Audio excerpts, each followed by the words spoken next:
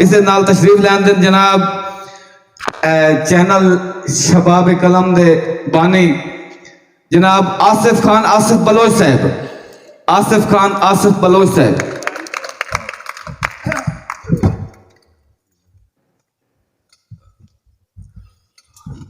शाबाश बलोच शाबाश। बिस्मिल्लाहिर्रहमानिर्रहीम। तमाम सामीन मेरे तरफ अस्सलाम वालेकुम। उस्ताद शराब को इजाज़त लेंदे हैं जनाब। बस एक कहते तो हाज़री शुरू करे सा जी कि मैं नहीं आशिक हर दे डिठे, बेशक आसिफ मर्दे डिठे। मैं नहीं आशिक हर दे डिठे, बेशक आसिफ मर्दे डिठे। गल्लू लाने अग दे उत्ते आहद आहद कर दे डिठे।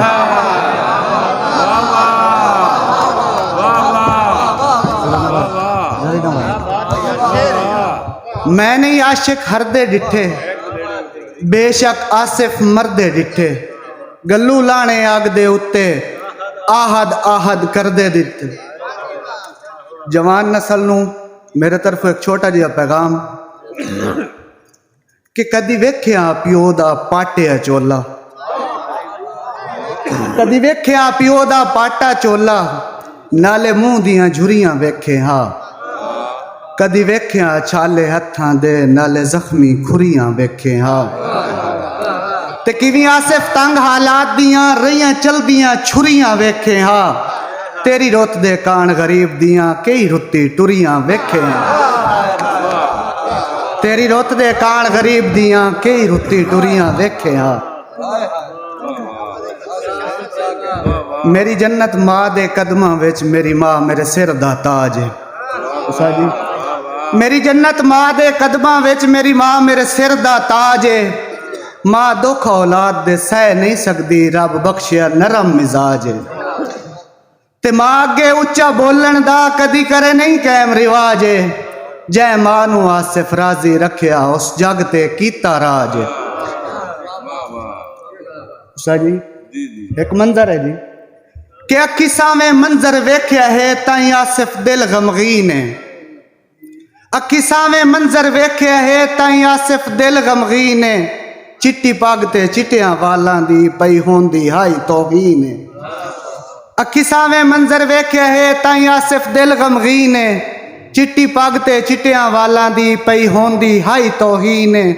ते आसमान तू पत्थर क्यों नहीं वसे, ते फट्टी क्यों नहीं यार जमीन है। मैं पोत्र दे हथें वेखी है प्यो बुढ़ड़े दी गलवीन है। मैं पोत्र दे हथें वेखी है प्यो बुढ़ड़े दी गलवीन।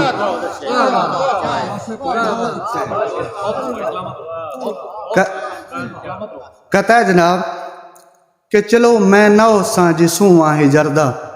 जी चलो मैं नौ सा जिसू आही जरदा। ए मफहूम दस चा तू आही जरदा। तू दस कितने चेहरे दे रंगन बदल दे जदन भी डंगेंदा भठू आही जरदा। तू दस कितने चेहरे दे रंगन बदल दे जदन भी डंगेंदा भठू आही दरदा। जदा करनी है नौकरी सजना दी, जी जदा करनी है नौकरी सजना दी। अजमैशां तू के डरना, ओदी खातिर बाजी खेडनी है, ओदे हुक्म ते जितना हरना। ते पल्ले बेशक आसिफ कुछ ना रहे, ओदी संगत दा कलमा भरना है। लगे लोड़ ना जेड़ी लगदे दे उस जिंदगी नू के करना। लगे लोड़ ना जेड़ी लगदे दे उस जिंदगी नू के करना है। तो साजी एक सेक दी छेक दूजी उम्र दी दीगर।